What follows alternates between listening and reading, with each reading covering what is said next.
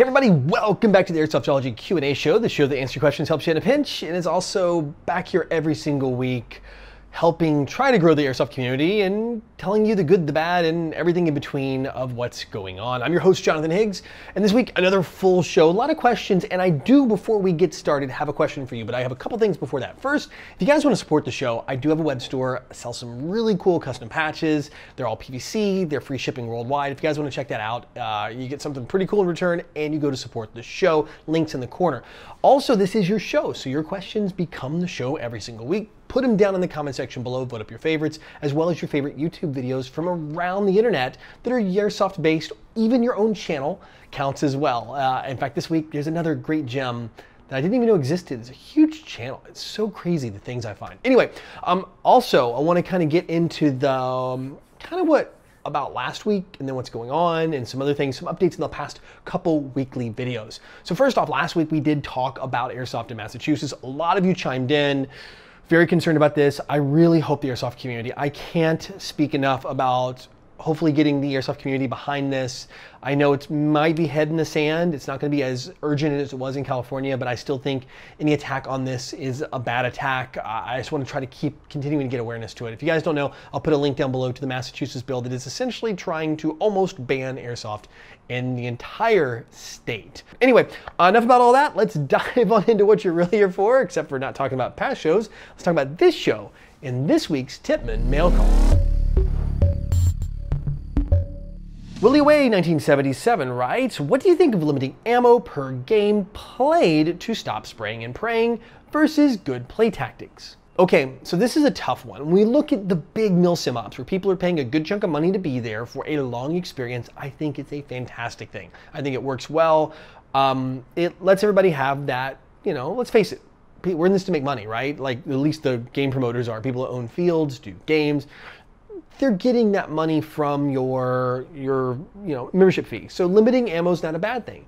Like there's actually a lot of events, actually a couple events that do that already, especially the Milsim West events. I mean, they even issue ammo. Like you don't even bring your own, like they're given to you. So that is something that's already been done. American Milsim does a good job in limiting ammo, as in you can only have your loaded mags. You can't load your mag in the field. You can only do it back in respawn, and you can only have so many loaded mags on you, even depending on the class that you're running, whether it's support weapon or whatever. And you can't reload in the field. So once you're out, you're out. I think there's some great rules in place. Now, you get to the fields, you get to the stuff indoors, and it's a little different because these fields are charging what you may think, oh God, you know, they're gonna charge me like 25 or 30 bucks US or whatever your equivalent in your country is, or even more, to come in and play. It's a lot of money. Well, to be honest, if you looked into rent, I actually for many, many years ago, looked into opening an indoor field, like legitimately, not like scratch the surface, but actually dove very deep into this, exploring the option. I mean, like doing full financial studies and everything. And it's not cheap to get warehouse space, to have the appropriate room to make this. So you're really dependent on a lot of people coming through there. So rentals and consumables, meaning BBs and gas, are very important to the business model. So if an indoor field limits that, it could be counter to their way of making money and making a profit, continuing the field to run, paying the staff, having enough refs, continuing to do repairs and upgrades. So it's kind of a double-edged sword. I think in a perfect world, limiting ammo, things like that could be more fun for the field, for everybody, I think, involved. But I think in realistic ways, it is kind of counter to letting these companies run already. Let's face it, I mean, a lot of people bring their own BBs in anyway. It's not like paintball where you're required to use field paint, or in this case, field BBs only. So there's only so much of a way these companies can make their money, and having that pro shop and selling those consumables really do matter. So to encourage people to shoot a little bit more might not be a bad thing to keep these things running. So it's the balance. I like the idea, but I think for the sake of these companies and things like that to get their running, maybe up the rate and you get included. I don't know. There could be ways around this, but as it stands today, it might be a little hurting the fields if you made the change. General writes, what do you recommend if I was going to paint an airsoft rifle? Probably polymer. So you can do it a couple different ways. I've used both of these paints, and I'm going to say you're in America.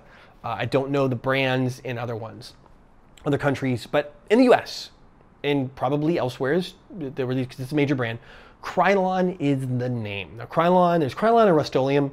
Krylon's going to have the camouflage paint. Literally, you walk down, if you go to a home improvement store like Lowe's or Home Depot or even Walmart, like big box stores like that, there'll be a section of spray paint, and in that section of spray paint, you're gonna find the camo paint.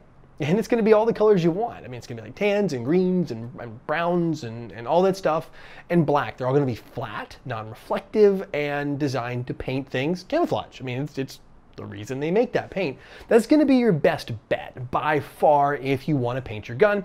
It's pretty much what most of the military guys do. Like when you see all the guns like, you know, spray painted up, they're using Krylon. Rattle can, shake it up really good, get it. Now there's some great how-tos of how to do that, about the process of spraying. Don't like start at the gun, start past the gun, spray across it, let go. Start with a light color, work your way to darker colors. There's some basic ideas, but you know, the process of dustings and all that stuff, there's 100 or 1,000 fantastic YouTube videos out there on how to do that.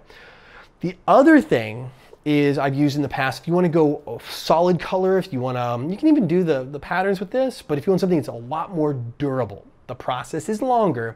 A company called Brownells. You can find them online. I think it's brownells.com. They're not sponsoring the show or anything, but they're, as far as I know, they're like the only company that sells this in a rattle can in this form.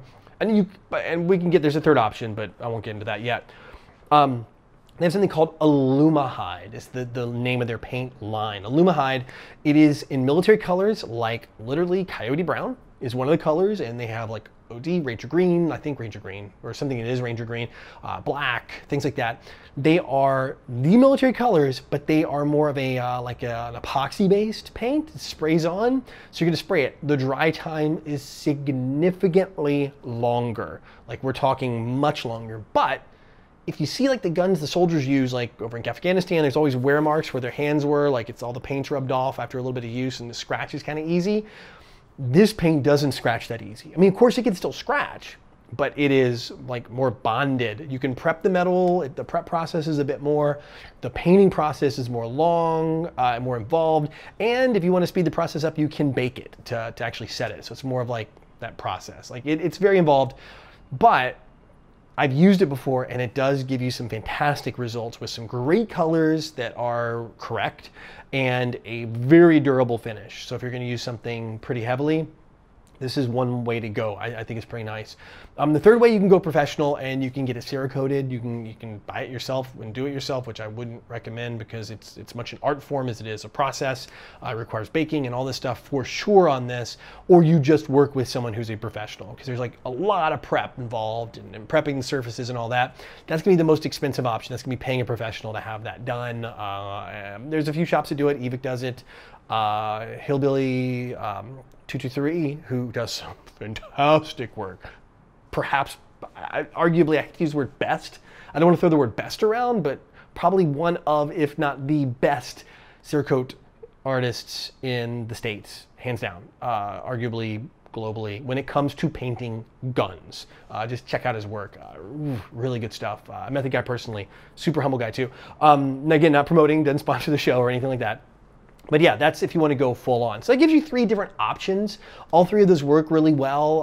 There's actually some tutorials about how to do the Brownells Alumahide on YouTube as well. Just look it up. It's Alumahide, like aluminum and hide, and you kind of put it together, and that's the word. If you type the Brownells Alumahide paint in Google, you'll find the Brownells website, and you'll be able to find the cans. A little bit more expensive. You have to pay for the hazmat shipping to come in, but overall, pretty good. It's kind of that middle ground between the two. Hope that helps and gives you a baseline or some place to start when painting your gun. Blackbeard Sniper writes, "Hey Jonathan, love the show. Why don't airsoft companies like Elite Force produce spare parts for their guns like other companies do?" Actually, you might have that backwards. Some companies you can order spare parts from, like directly from their websites, things like that. I think like KWA is one of them and some other ones.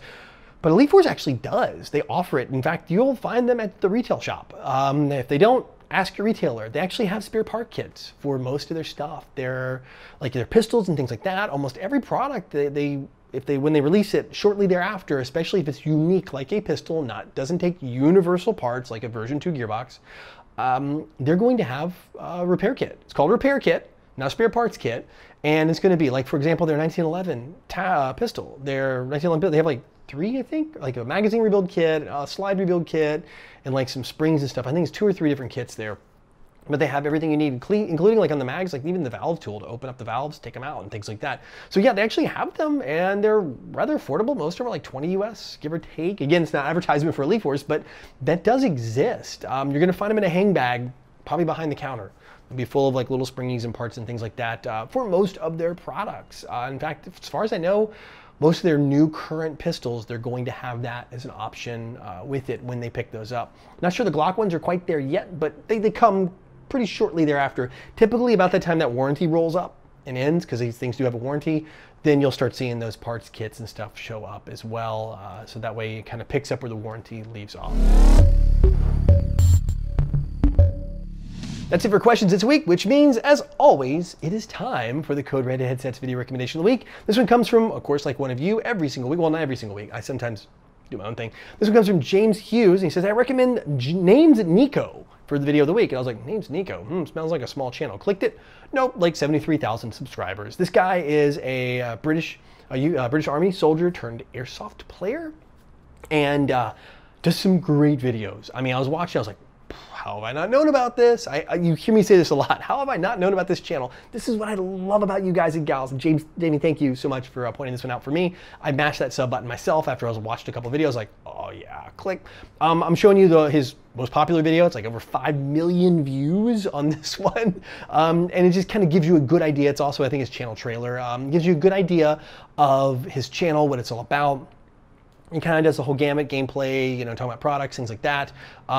Very well spoken, extremely well done channel, consistent uploads. Again, all the boxes checked that I see. Now, I try to spread the love and pick bigger and smaller channels, and sometimes I'm like, how did I not even hear about this? I'm so out of the loop.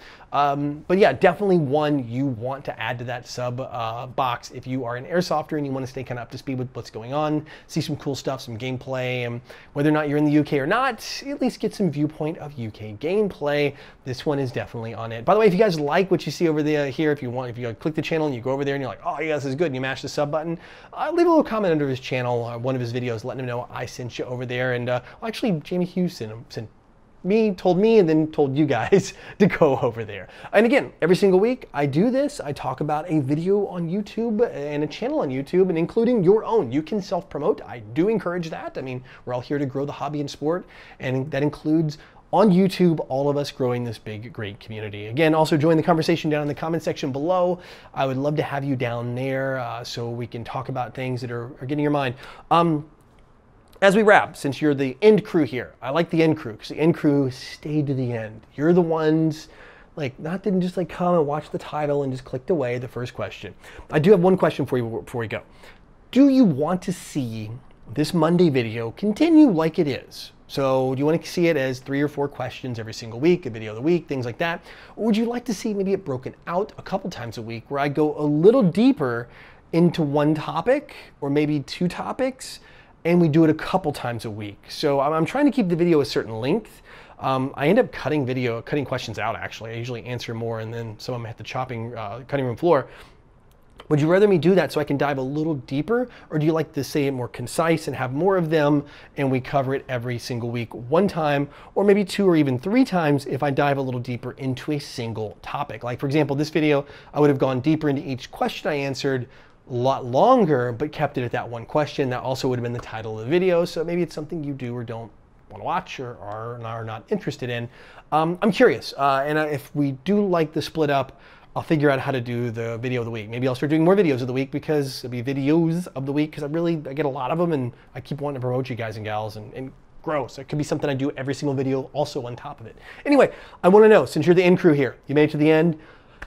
It's not like having my favorite kid, but if you made it this end, obviously you watched the whole thing. So I think you like me and I like you. So I value your opinion. So let me know in the comment section below about that. I really want to know because it may help change the channel up a little bit and give you more, or I keep doing what I'm doing because you do like it. Anyway, so anyway, until next time, go out, play some airsoft, have some fun, but no matter what you do, call your freaking hits.